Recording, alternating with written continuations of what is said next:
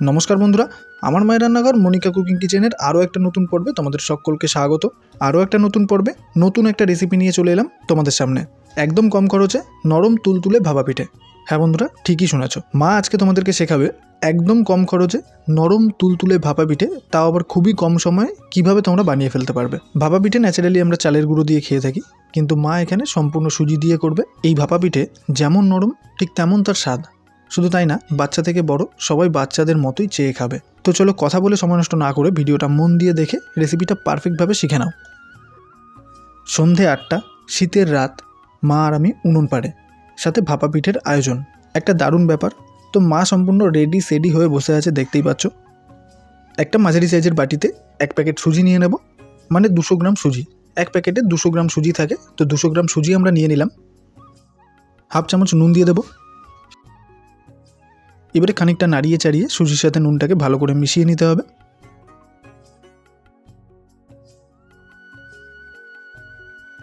এবারে দিয়ে দেবো উষ্ণ গরম দুধ। এখানে আমরা গরুর দুধ ব্যবহার করছি, তোমরা চাইলে প্যাকেটের দুধও ব্যবহার করতে পারো। এবারে ব্যাটারটাকে গুলিয়ে নেব।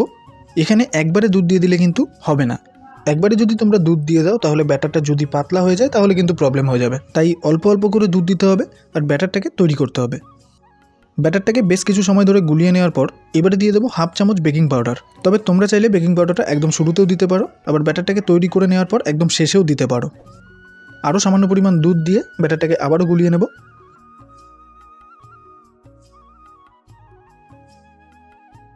তো বন্ধুরা দেখো, ব্যাটারের ঘনত্বটা কিন্তু আমরা ঠিক এরকম পর্যায়ে রাখবো। এবারে শেষ পর্যায়ে দিয়ে দিচ্ছি 2 চামচ চিনি। এবারে আমরা ফাইনালি ব্যাটারটাকে গুলিয়ে নেব।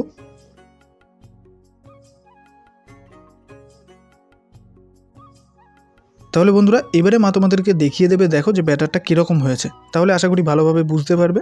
তোমরা যতটা পরিমাণেই করো না কেন, ব্যাটারটাকে ঠিক এরকম থিকনেসে করে নিতে হবে। এবারে 15 মিনিটের জন্য একটা পাত্র দিয়ে ঢেকে ব্যাটারটাকে রেস্টে রেখে দেবো। ব্যাটারটাকে রেস্টে রেখে দিয়ে মায়ের দিকে নারকেলটাকে ফাটিয়ে নেবে।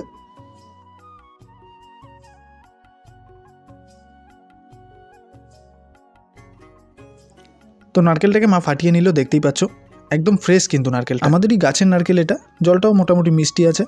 নারকেলটা ফাটিয়ে নেওয়ার পর নারকেলের দুটো আঁচিতেই চাকু দিয়ে হোক বা কিছু দিয়ে হোক একটুখানি এরকমভাবে কোপ দিয়ে নিতে হয়, মা বললো এটা।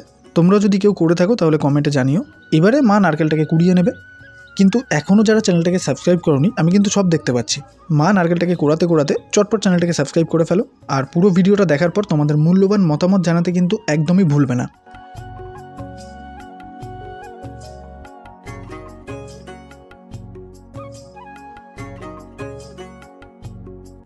নারকেল কোড়ানো কমপ্লিট হয়ে গেছে, দেখতেই পাচ্ছ। এবারে এর মধ্যে দিয়ে দেবো 3 চামচ মতো খেজুরের গুড়।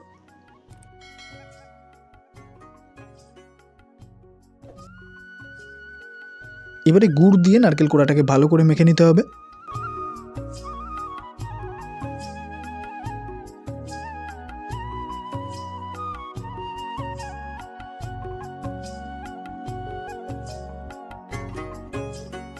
তো দেখতেই পাচ্ছ বন্ধুরা, ভাপা পিঠের জন্য আমাদের যে নারকেলের পুরটা সেটা কিন্তু তৈরি হয়ে গেছে। এবারে পিঠেটাকে ফাইনালি তৈরি করে নেওয়ার পালা। তার জন্য মা উনুনটাকে ধরিয়ে নিচ্ছে।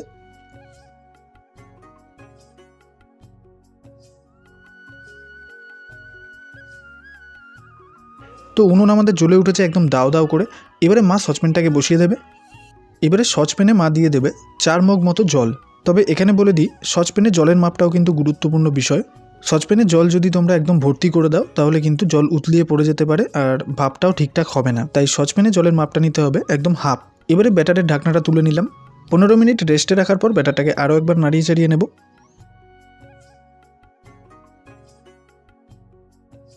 এবারে 3টে মাঝারি সাইজের বাটি নিয়েছি আর তাতে সামান্য পরিমাণ করে সাদা তেল দিয়ে দেবো। এবারে একে একে 3টে বাটিতেই কিন্তু খুব ভালোভাবে সাদা তেলটা মাখিয়ে দিতে হবে।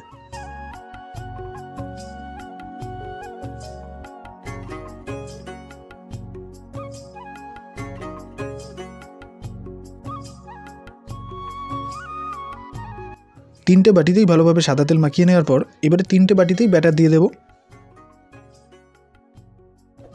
যে হাতাটা মা নিয়েছে দেখতে পাচ্ছ, ওই হাতাটারই 1 হাতা করে 3টে বাটিতে প্রথমে দিয়ে দেবো। এবারে ওই যে নারকেলের পুরটা বানিয়ে রেখেছিলাম সেই পুরটাই বেশ খানিকটা করে 3টে বাটিতেই দিয়ে দেবো।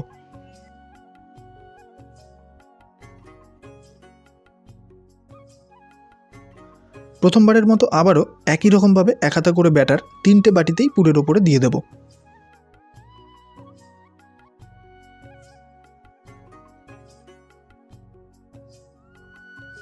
এবারে 3টে বাটিকেই ঠিক এরকমভাবে নাড়িয়ে চাড়িয়ে সেট করে নিতে হবে।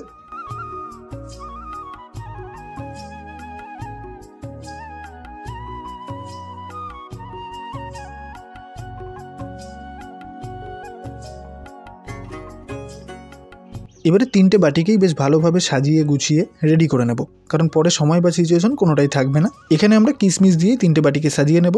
তোমরা চাইলে চেরি দিয়েও সাজাতে পারো বা যেটা ইচ্ছা।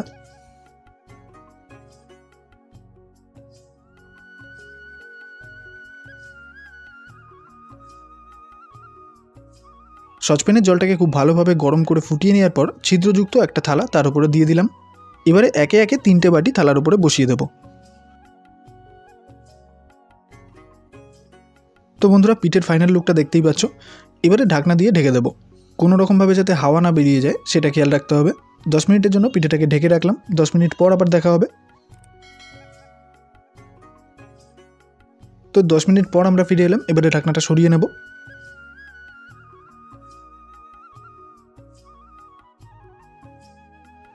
তো চলো দেখে নেওয়া যাক পিঠেটা কীরকম হয়েছে। একটা কাঠির সাহায্যে মা তোমাদেরকে দেখিয়ে দেবে যে পিঠেটা কীরকম হয়েছে। দেখতেই পাচ্ছ বন্ধুরা, কাঠির গায়ে কিন্তু কিছু লেগে নেই। চলো আবারও দেখা যাক। এটাতেও কিন্তু লেগে নেই। আরও একটা দেখা যাক। এটাতেও লেগে নেই। তো স্বাভাবিকভাবেই বুঝে নিতে হবে আমাদের পিঠেটা কিন্তু তৈরি হয়ে গেছে। উনুন থেকে পিঠেটাকে নামিয়ে নেওয়ার পর বেশ কিছু সময় ধরে পিঠেটাকে ঠান্ডা করে নিতে হবে। তারপর একটা চাকুর সাহায্যে খুঁচিয়ে খুঁচিয়ে বাটি থেকে পিঠেটাকে আলাদা করে নিতে হবে, ঠিক এরকমভাবে।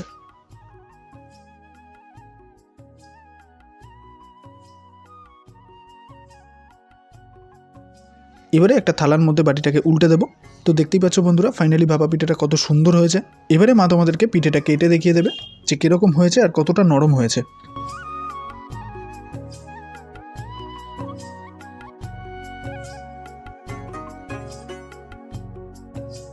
দেখো বন্ধুরা, পিঠেটা কতটা সফট হয়েছে এটা আশা করি বুঝতেই পারছো।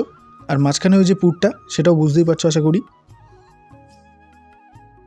তাহলে বন্ধুরা, ফাইনালি আমাদের ভাপা পিঠে মানে নতুন স্বাদের ভাপা পিঠে তৈরি হয়ে গেল। তাহলে আর দেরি কেন, এই প্রসেসটাকে খেয়াল করে একদম পারফেক্ট নতুন স্বাদের এই ভাপা পিঠে আজই বাড়িতে তৈরি করো। দেখবে বাড়ির ছোট থেকে বড় সবাই চেটে পুটে খাচ্ছে। আর খাওয়ার পর কেমন লাগলো সেটা কিন্তু একদমই কমেন্টে জানাতে ভুলবে না। আর ভিডিওটা ভালো লাগলে বন্ধুদের মধ্যে শেয়ার করে দিও, লাইক কমেন্ট করে পাশে থেকো। মনে রাখবে তোমাদের একটু সাপোর্ট কিন্তু আমাদেরকে আরও কষ্ট করতে উৎসাহ যোগায়। তো আবারও দেখা হবে আরও একটা নতুন পর্বে নতুন একটা রেসিপি নিয়ে। সকলে সুস্থ থেকো, ভালো থেকো আর চ্যানেলের পর্দায় চোখ রেখো।